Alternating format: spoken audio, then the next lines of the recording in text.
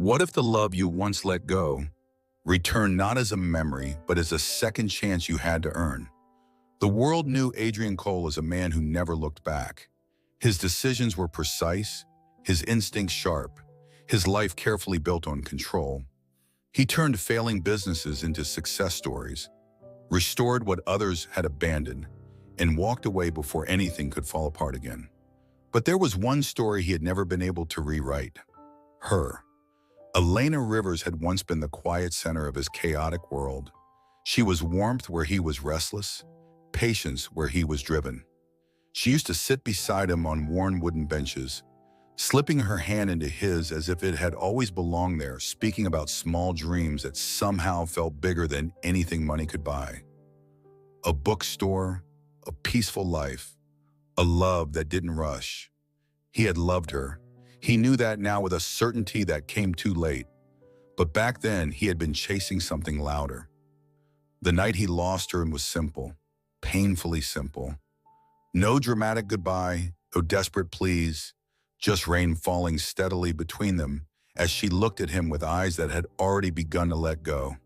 "I can't compete with a future you haven't built yet," she had said softly.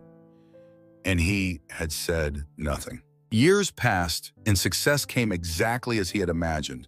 Towering buildings, endless wealth, influence that stretched across cities. But in quiet moments, when the noise faded, he would remember the way Elena used to look at him, as if he was already enough. No one had ever looked at him like that again. So when her name appeared on a report one afternoon, it didn't feel real at first. A small bookstore, struggling, on the edge of closure. He stared at the file longer than necessary, his fingers resting still against the desk. It would be easy, another acquisition, another space transformed into something profitable. But something inside him resisted. For the first time in years, Adrian didn't make the efficient choice. He went himself. The bell above the bookstore door chimed softly as he stepped inside. The scent of paper and time wrapped around him, warm and familiar in a way he hadn't expected. Light filtered gently through the windows, casting a quiet glow across rows of books that felt untouched by the rush of the world outside. And there she was. Elena stood behind the counter, flipping through a book, her hair loosely gathered, her presence calm and grounded. She looked up at the sound of the door, and for a moment time seemed to hesitate. Her eyes met his, and she smiled. Not with recognition, but with polite warmth. "Hi," she said. "Can I help you with something?" The distance in her voice settled heavily in his chest. "Yes," Adrian replied, his voice quieter than usual. "I'm here about the property." Understanding flickered in her expression, followed by something softer, acceptance, not resistance. "Of course," she said gently. "I've been expecting someone." She didn't know it was him, and somehow that made everything harder. He began returning after that first visit. At first, it was under the excuse of finalizing details, then small questions, then no reason at all. Elena never questioned it. She spoke to him easily, offering tea without asking, recommending books she thought he might like, sharing quiet thoughts about the stories she loved. There was no trace of the past in her words, only the present she had carefully built for herself. One afternoon, rain tapped softly against the windows as they sat across from each other, a familiar stillness settling between them. She handed him a cup of tea, her fingers brushing his for just a second. It was nothing, and yet it stayed with him. "You don't seem like someone who enjoys this kind of place," she said, watching him thoughtfully. "What kind of place?" he asked. "Quiet ones," she replied with a small smile. "You feel like someone who's always moving." He let out a faint breath. "Maybe I'm just tired of moving." Something in her expression softened. "I understand that," she said quietly. "There's a kind of peace in staying, in choosing something and not letting it go."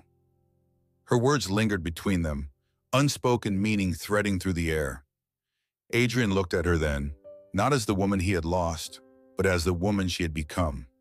Strong in a quiet way, whole, even without him. And for the first time, he realized something difficult.